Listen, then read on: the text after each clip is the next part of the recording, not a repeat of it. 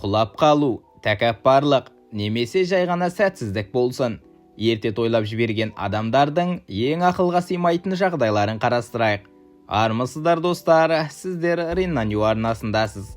Алдымен шомылу киіміне сыймай кеткен жүзгіштен бастайық. Құдай-ай, бұл семіздіктен емес. Мен айтып отырғаным Оуэн Ллойд, Солтүстік Каролина штаты университетінің жүзгіші. Ол 2024 жылғы ерлер арасындағы еркін жүзу чемпионатында қарсыластарынан өте үлкен айырмашылықпен алда келе жатқан. Қараңдаршы, бұл жігітке не болды? Жарыс ортасында ұйықтап қалған сияқты мақалай. Жеңімпаз атанғаннан кейін Оуэн шаршағаннан болар өзінің командаласы Росс Дэнс Лейннің жолына құлап түседі. Көрермендер қатты қуанып жатыр. Бірақ тоқтаңыз, бұл не болды? Не болып жатыр? Сөйтсе, жарыс кезінде жолақты ауыстыру дисквалификацияға себеп болады екен. Тіпті Оуэн мен Росс жарысты аяқтап қойған болса да, мына дисквалификацияға себеп болған сәтті тағы бір рет қарайық. Міне, дәл осы жерде техникалық ереже бұзылған деп есептелді. Бірақ жеңген кезде адамдар солай қуанады ғой, шынымды айтсам. Серьезно, осы ғана ма? Осындай шешім қабылдаған төреші нағыз екі жүзді. Қанша адам қарсы шықса да, Оуэннің дисквалификациясы күшінде қалды. Ал екінші болып келген командаласы Росс жеңімпаз деп жарияланды. Бірақ ол да бұған қуана қоймады. Шынын айтқанда, Россқа құрмет көрсету керек. Өйткені бұл нағыз спорттық адалдықтың үлгісі. Кем дегенде бір адам дұрыс ойлап тұр. Бірақ бұл оқиғаның жақсы аяқталуы да бар. Бір жылдан кейін, 2025 жылы, Оуэн Ллойд қайта келіп, чемпиондықты шын мәнінде жеңіп алды. Керемет, тіпті өткен жылғы уақытынан да жақсы нәтиже көрсетті. Ал сол төреші бұл жолы көрінбеді. Қалай болғанда да, Оуэн ең болмағанда жарысты жеңгеннен кейін ғана тойлаған еді. Ал енді 2021 жылғы Испаниядағы Сегунда триатлонына назар аударайық. Мұнда біз ақмақ бие деп аталатын ежелгі мәдени дәстүрдің бір мысалын көреміз. Бақытымызға қарай, ол жігіт жақсы спортшы екен. Өйткені ми жағынан онша емес сияқты. Күн сайын мыңдаған электрондық хаттарды сұрыптау кейде өте жаман жұмыс сияқты көрінуі мүмкін. Бірақ одан да жаман жұмыс бар. Шын мәнінде нәжісті сұрыптау. Әсіресе телефоныңды соның ішіне түсіріп алсаң. Таң қаларлығы, душтан кейін телефон әлі де қосылады.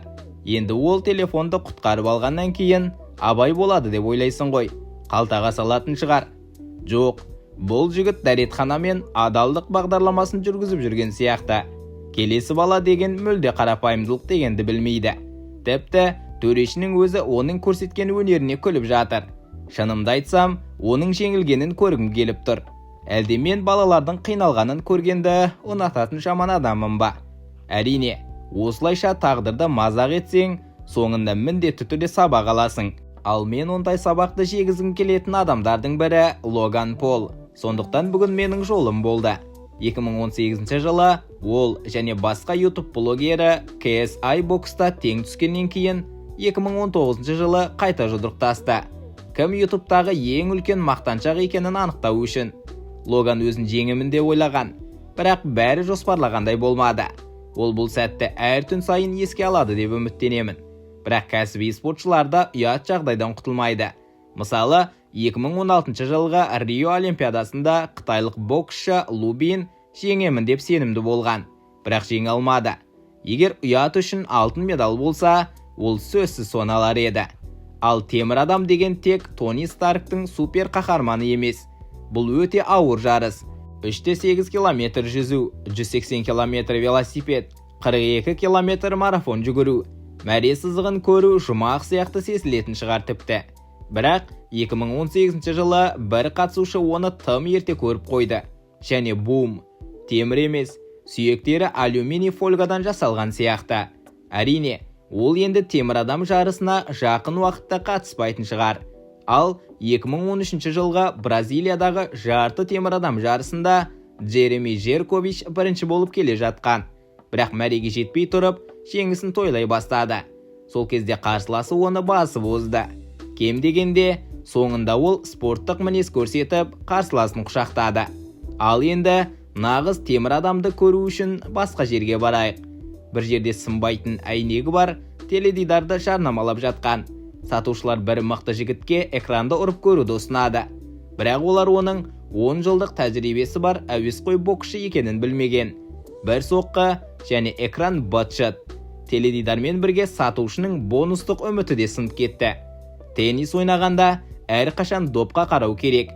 Әйтпесе мына жігіт сияқты боласың. Тіпті доп беріп тұрған қыздың өзі сен алмай тұр. Ал американдық теннисші Фрэнсис Тиафо, егер мен көрермендерді көрмесем, олар да мені көрмейді деген бала логикасын қолданғандай. Мұндай қателік тек үлкен теннисте ғана болмайды. Үстел теннисінде де адамдар кейде тым ерте қуанып жібереді. Теннис тобы кішірейген сайын ұят жағдайда үлкейеді. Ал енді футбол әлеміне барайық. 2017 жылы Таиланд кубогы жартылай финалында матч тең аяқталып, пенальти сериясына өтті. Бангкок спортс клуб қақпашыны соңғы соққыға жіберудің неге жаман идея екенін көрсетті.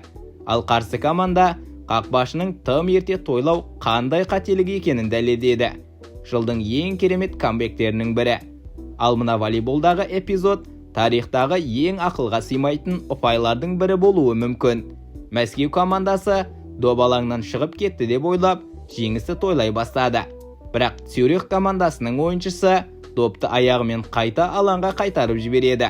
Ал қарсы команда бір-бірін құшақтап тойлап жатқан кезде Цюрих командасы шын мәнінде ұпай алады. Бұл жерде не қызық екенін білмеймін. Голдың өзіме әлде қарсыластарының ұятқа қалуы ма? Спортта 3 ұпайлық допты дәл салғаннан артық сезім жоқ.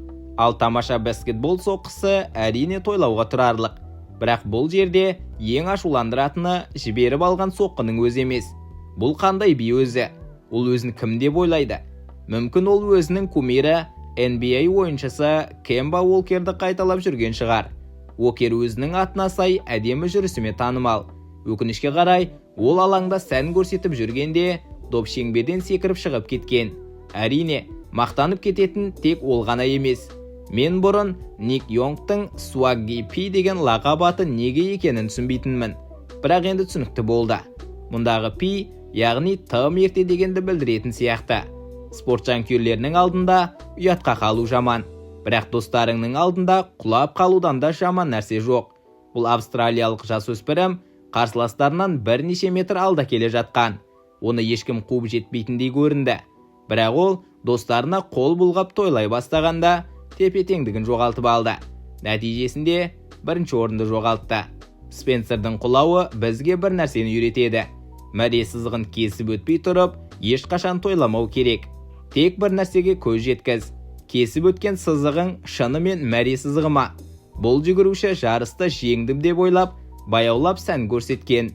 Бірақ нағыз мәре сызығы әлі бірнеше қадам алда болған. 3-ші орында жаман емес. Бірақ ол бұл қателікті өмір бойы есіне алып жүретін шығар. Кәсіби спортшылар да мұндай қателіктер жасайды. Калифорнияда бір американдық велосипедші әлі күнге дейін осы сәтті есіне алып, түнде шошып оянатын шығар. 2018 жылға Tour of Utah веложарысында Гафин Эйстер мәреге жеттім деп ойлайды. Ол қарсыластарын басып озып, жеңісті тойлай бастайды. Я, жұдырығыңды көтер, жеңдің ғой. Бірінші орын солай ма? Жоқ, Гриффин. Ол белгі тағы бір айналым қалғанын білдіреді. Соңғы күшін жұмсап қойған ол, енді тағы бір толық айналым жүруге мәжбүр болды. Ал энергиясын үнемдемеген қарсыластары оны бірден басып озады. Нәтижесінде ол чемпионнан 78-ші орын алған спортшыға айналды. Енді спорттан сәл алыстайық. Бұл көрініс әлемдегі ең қайғылы Хэллоуин шеруіне ұқсайды. Бірақ шын мәнінде бұл одан да қайғылы. Бұл Apple iPhone телефонына арналған жерлеу рәсімі. 2010 жылы Microsoft өздерінің Windows Phone телефонын шығарғанда ұйымдастырған. Олар жаңа телефон бәсекелестерін толық жеңеді деп ойлаған. Сондықтан Apple-ды мазақ ету үшін осындай шара жасаған. Бірақ шындық басқаша болды. iPhone әлі күнге дейін әлемдегі ең көп сатылатын смартфондардың бірі. Ал Windows Phone жүйесіне қолдау 2013 жылы тоқтатылды. Бұл тым ерте тойлаудың ең керемет мысалы. Ал енді велосипед спортына қайта оралайық. 2016 жылы британдық велосипедші Мат Роттерхам спринт жарысында не болатынын білді. Егер сен спринт кезінде тоқтап қалсаң, Мэтт жеңісті тойлап жатқан кезде қарсыласы оны 1 сантиметр айырмашылықпен басып озды. Бұл өте ұят фото-финиш болды. Достар, бүгінгі бейнеміз осымен аяқталды. Арнаға жазылып, бейне ұнаса лайк басып, арнаға жазылуды ұмытпаңыз. Келесі кездескенше сау саламатта болайық.